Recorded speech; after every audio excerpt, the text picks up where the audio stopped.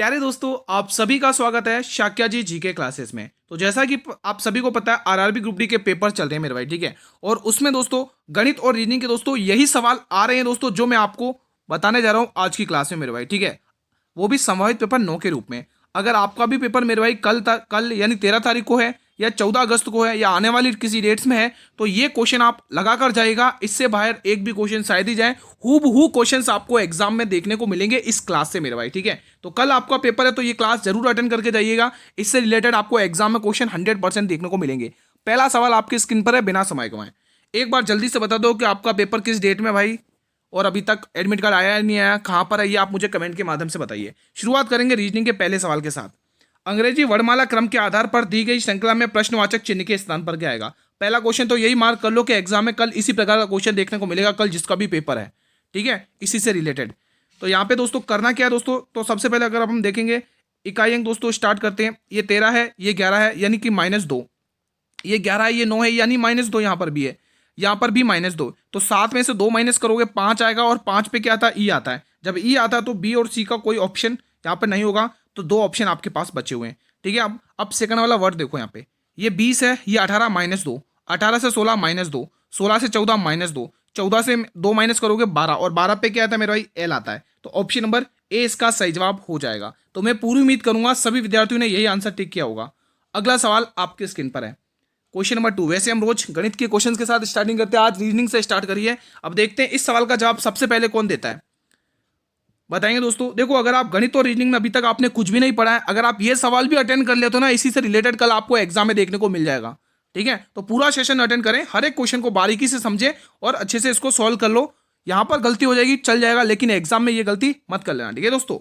Solve करिएगा। यहाँ पर +1 देखने को मिल रहा है, यहाँ पर आप देख पा रहे होंगे +8 देखने को मिल रहा है, और यहाँ पर देखोगे कितने का अंतर आ रहा है, तो 16 में से 9 घटाओगे 7, और 3 में से घटाओगे 2, ये 27 का अंतर देखने को मिल रहा है, ठीक है। यहाँ पर देखोगे अब चीज़ समझ में आ चुकी है दोस्तों। ये 1 का क्यूब है, ये 2 का क्यूब है, ठीक है, और ये 27 किसका है, 3 का क्यूब है।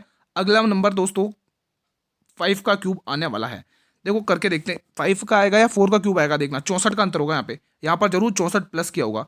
देखो यहाँ पे कितना है, 10 में 6 घटाओगे 4, और 10 में से 6 घटाओगे फिर भी 4, नहीं 10 में 6 घटाओगे यहाँ पे 6, 10 में से 4 घटाओगे 6, और 6 5 में से 5 का 0, यहाँ पे मतलब 4 का क्यूब आ चुका है, ठीक है। अब अगला नंबर 5 का क्यूब प्लस होगा, यानी इकाई अंक 5 आएगा, इकाई अंक 5 आएगा, यानी सभी में दे रखा है। तो 610 में आप लोगों को 125 ऐड कर लेना है मेरे भाई, ठीक है।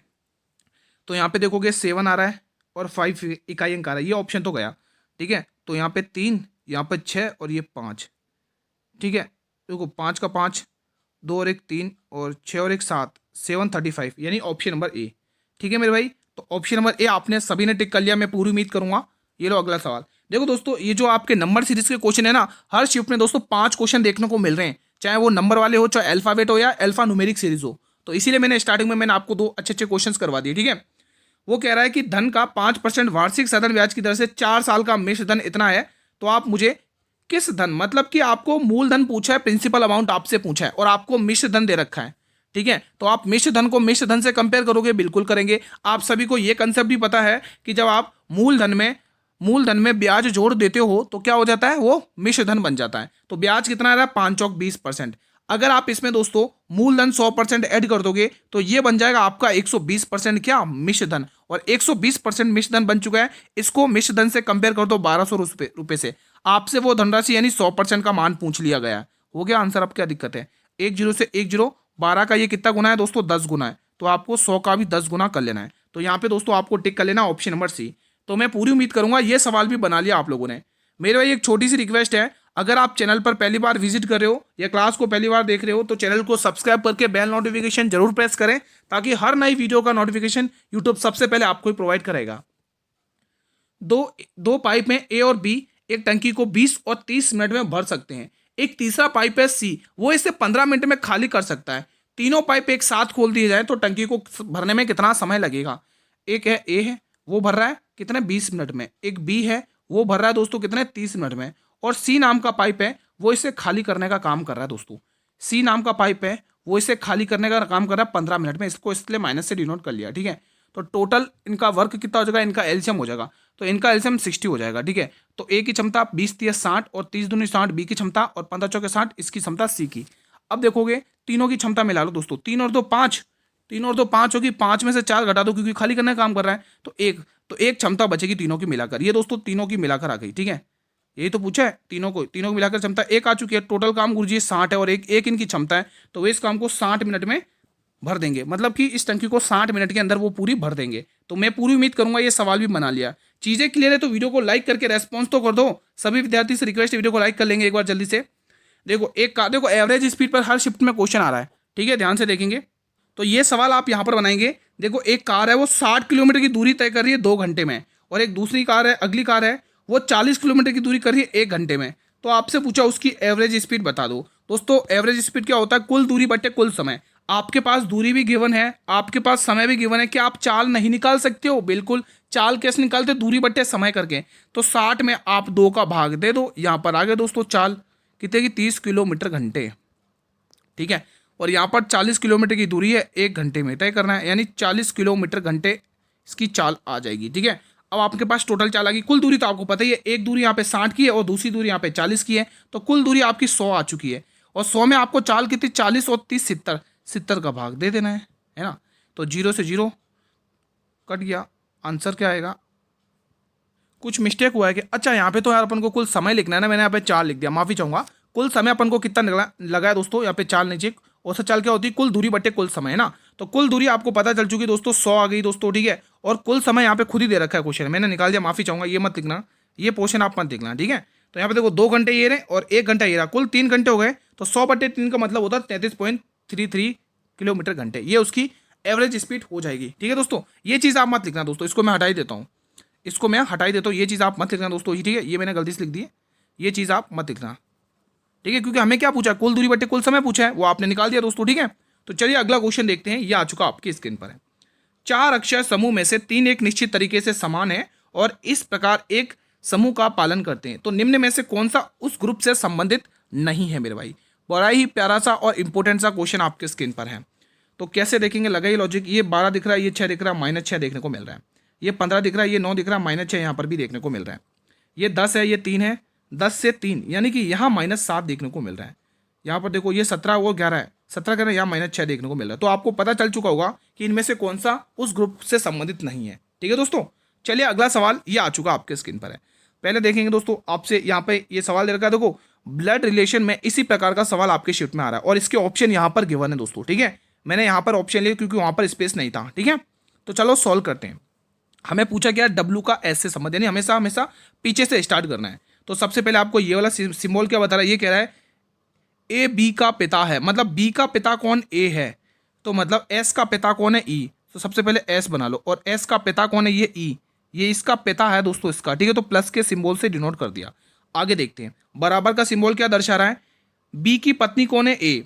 बराबर का सिंबल कह रहा है कि ई की पत्नी कौन है? के। अब ई की पत्नी है, उसका नाम है दोस्तों के, ठीक है। ये पत्नी है तो मैंने माइनस के सिंबल से डिनोट कर दिया, और ये दोनों को इस सिंबल से डिनोट कर दिया ताकि ये पता चल जाए ये हस्बैंड वाइफ है, ठीक है। तो ई और के का पुत्र को, मतलब पुत्र या पुत्री कौन है? एस है। आगे बढ़ते हैं। हैशटैग का मतलब क्या बताया उसने? ए बी का भाई है, ए बी का भाई है, मतलब बी का भाई कौन है? ए है। तो उसी तरह से के का भाई कौन है? ए। अब के का कोई भाई है, अब देखो यहाँ स्पेस नहीं, मैं यहाँ लिख दे रहा हूँ, ये इसका भाई है दोस्तों, तो मैं प्लस के सिंबल से डिनोट कर रहा हूँ, ठीक है।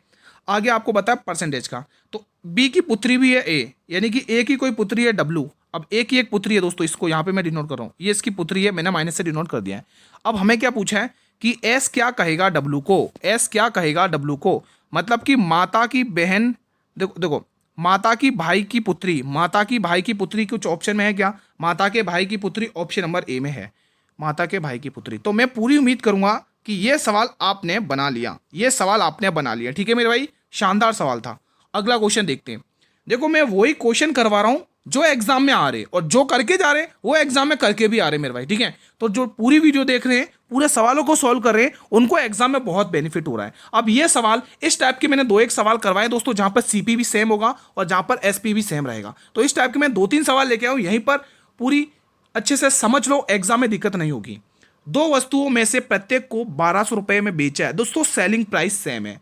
मतलब कि जब सीपी सेम होता है, ध्यान से सुनेंगे, जब सीपी सेम होता है और प्रॉफिट और लॉस परसेंट भी सेम होता है दोस्तों, ध्यान से सुनेंगे, जब सीपी यानी जब विक्रय मूल्य समान हो, लाभ और हानि का प्रतिशत भी समान हो, तो उस केस में यहां पे लिख दे रहा हूं, ध्यान से सुन लेना।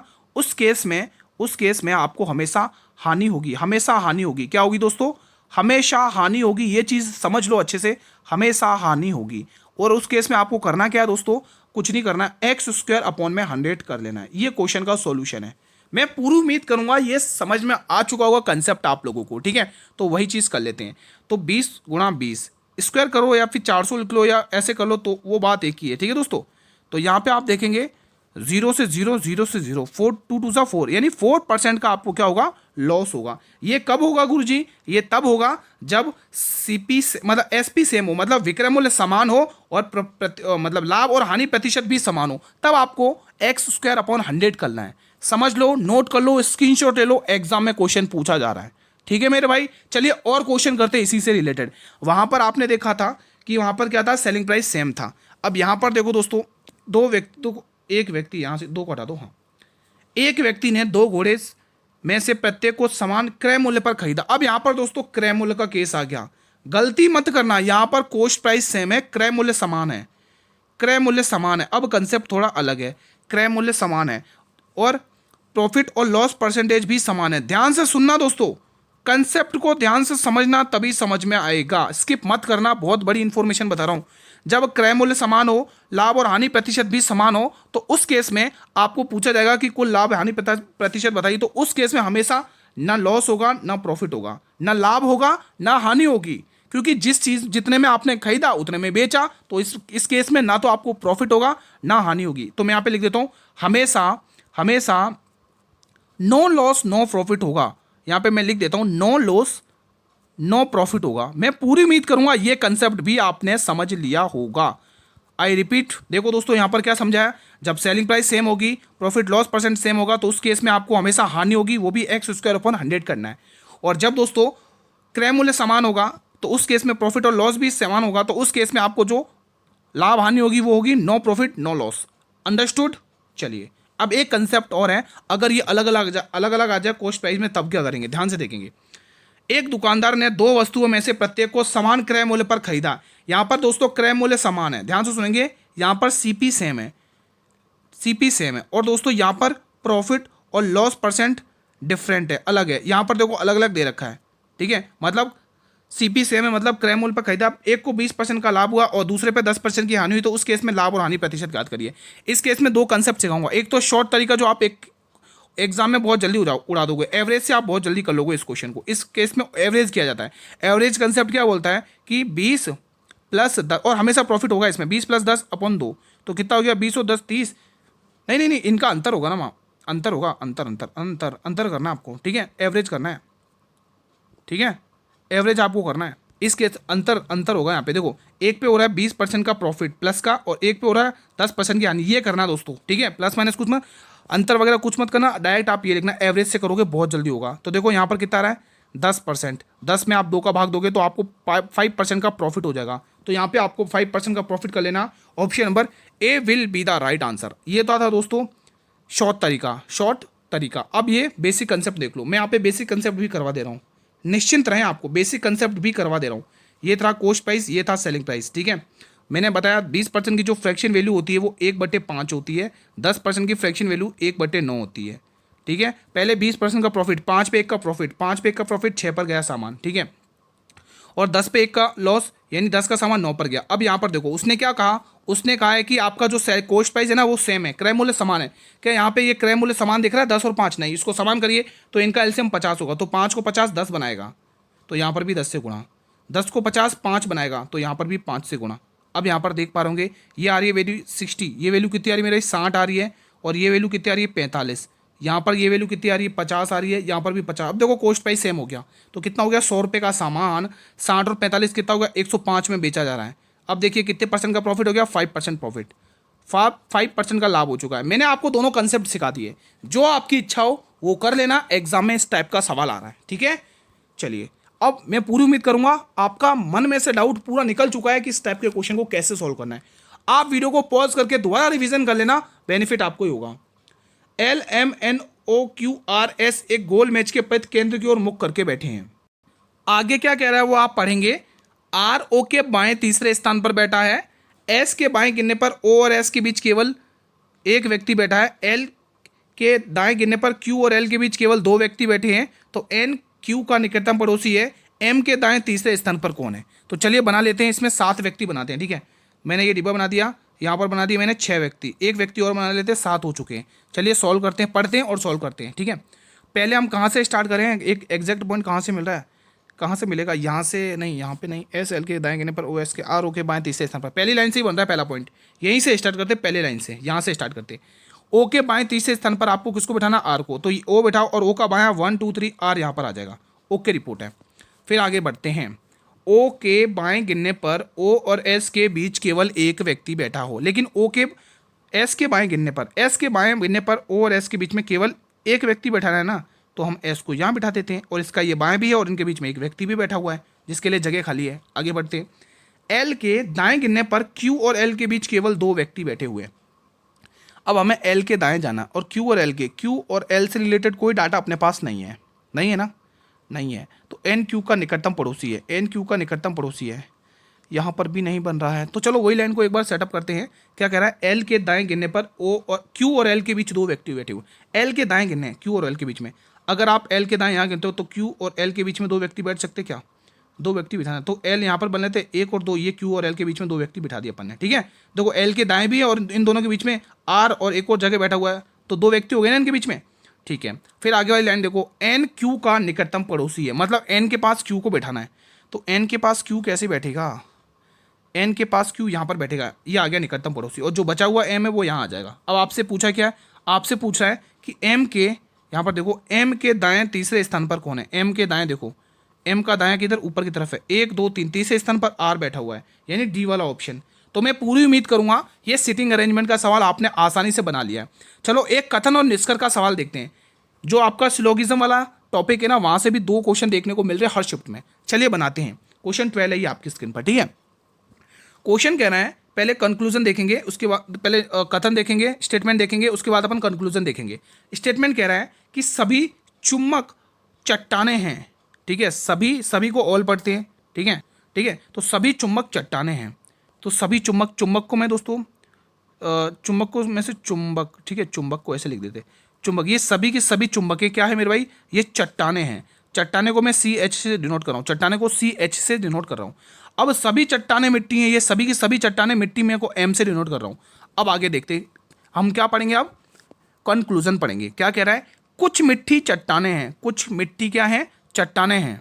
क्या ये कथन सही है, ये बिल्कुल सही है दोस्तों। देखो बड़ा वाला पार्ट क्या दोस्तों, ये देखो कुछ मिट्टी चट्टाने हैं, बड़ा वाला पार्ट क्या, मिट्टी है, और मिट्टी का कुछ हिस्सा दोस्तों किसने, चट्टानों ने कवर कर रखा है, ये देखो ये कवर कर रखा है, यानी ये वाला कथन बिल्कुल सही है।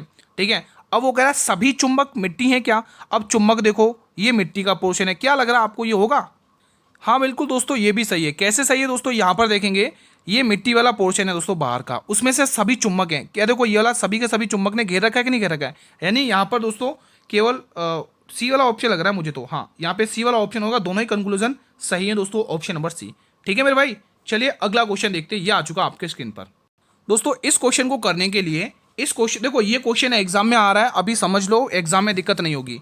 इसके लिए एक फॉर्मूला होता है, ठीक है, तो a cube plus b cube का एक फॉर्मूला याद रखना है दोस्तों आप लोगों को। यहाँ पर लिखना है a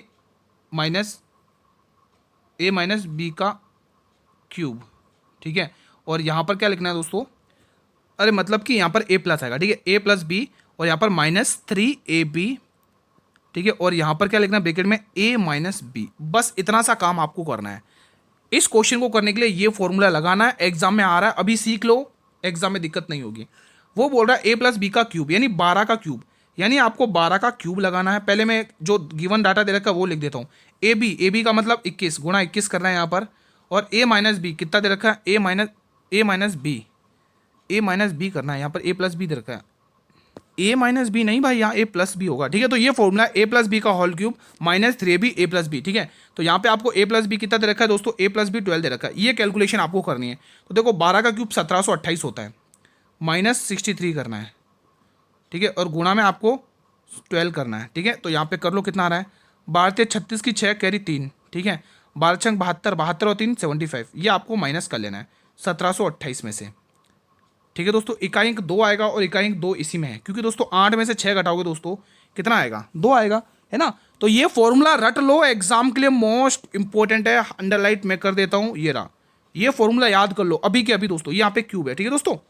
चलिए अगला सवाल आपकी स्क्रीन पर है, देखो ये सवाल भी हर शिफ्ट में आ रहा है। बंटन का माध्य 24 है, बहुलक 12 है, तो माध्य का, तो बहुलक का फॉर्मूला क्या होता है गुरुजी, मोड का जो फॉर्मूला होता है वो होता है 3 माध्यिका यानी 3 मीडियन, 3 माध्यिका यानी कि 3 मीडियन माइनस 2 माध्य यानी कि 2 मीन। ठीक है मेरे भाई, ये सवाल है, ये फॉर्मूला है, चलो सॉल्व करते हैं।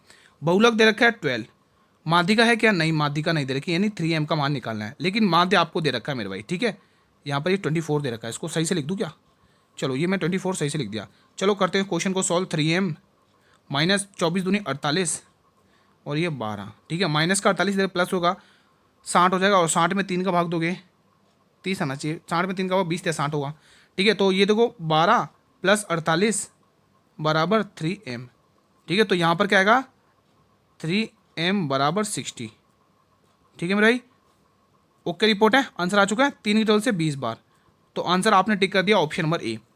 ठीक है दोस्तों, देख लो आप, एक ऑप्शन नंबर ए आपने टिक किया है ना, ये वाला सवाल बनाकर बताइए, शानदार है। एक नाव धारा के अनुकूल, धारा के अनुकूल का मतलब क्या होता है, धारा की दिशा, 84 किलोमीटर की दूरी 4 घंटे में, क्या चाल नहीं निकाल सकते, दूरी है समय है, चाल आसानी से निकाल दोगे।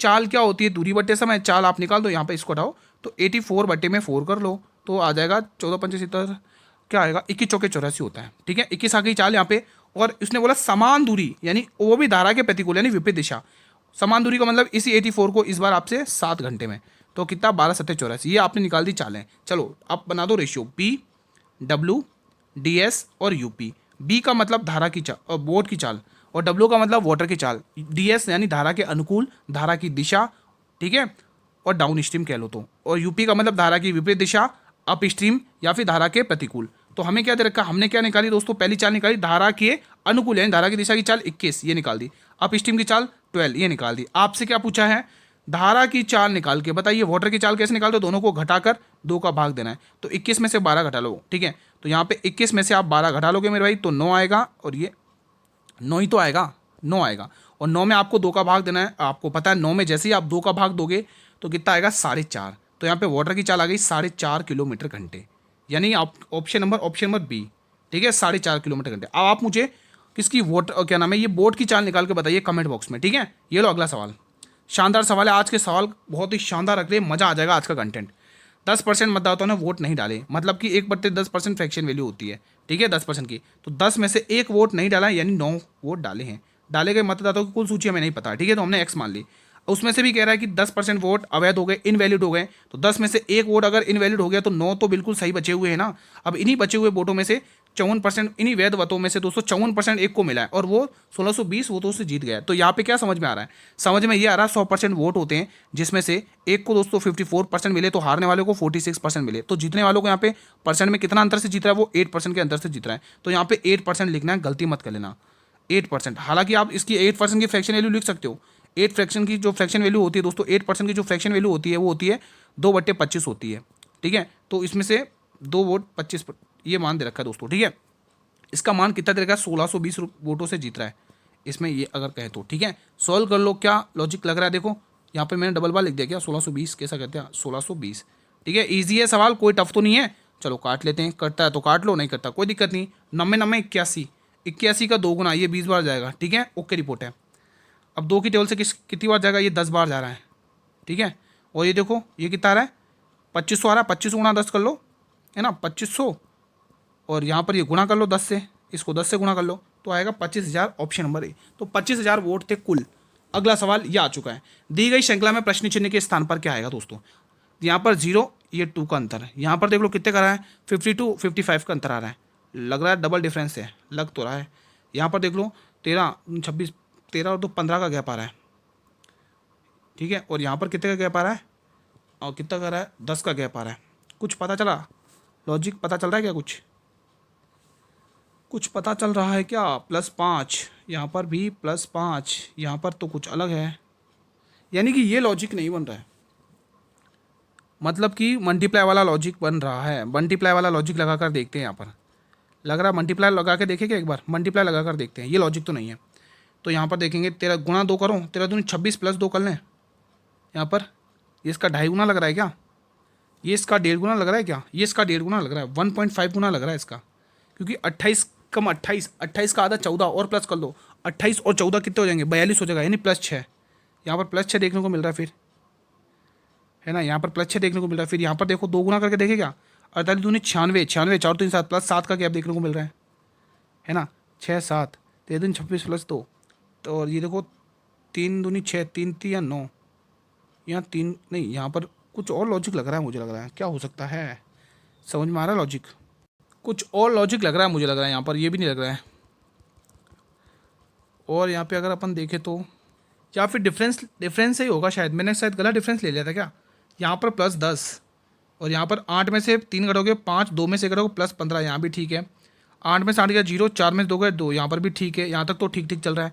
यहाँ पर देखते, यहाँ पर थोड़ा डिफरेंस अलग हुआ है मेरे भाई, लग रहा है मुझे, ठीक है। और अगर अपन यहाँ का अंतर देखेंगे तो कितना आ रहा है, 52 और 3 55 का अंतर आ रहा है यहाँ पर, तो शायद मुझे लग रहा है यहाँ पे रॉन्ग संख्या अपन को पहचानी, कुछ ऐसा लग रहा है इस क्वेश्चन में।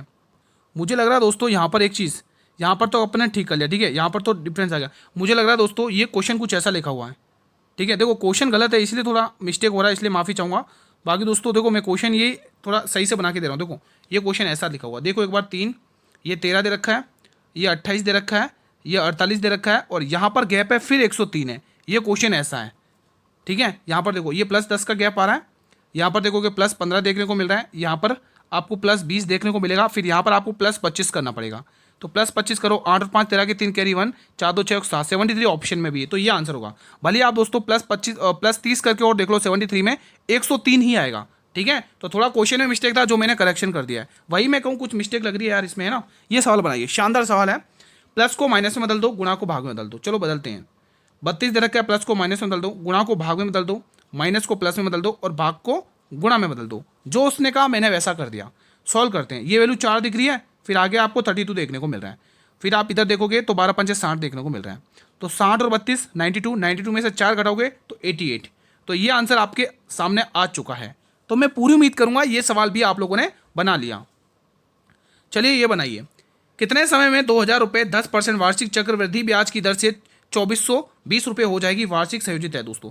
देखो एक तरफ मूलधन है यानी प्रिंसिपल है, और दूसरी तरफ मिश्र धन यानी अमाउंट है, ठीक है। तो मूलधन दे रखा है गुरुजी 2000 रुपये, कितना 2000 रुपये, और जो मिश्र धन दे रखा है मेरे भाई वो 2420 रुपये। 2 की टेबल से काटेंगे, 2 की टेबल से ये जाएगा 2 एकम 2, ये 1000 बार, 2 एकम 2, 2 दूनी 4, 2 एकम 2, ये 1210 बार।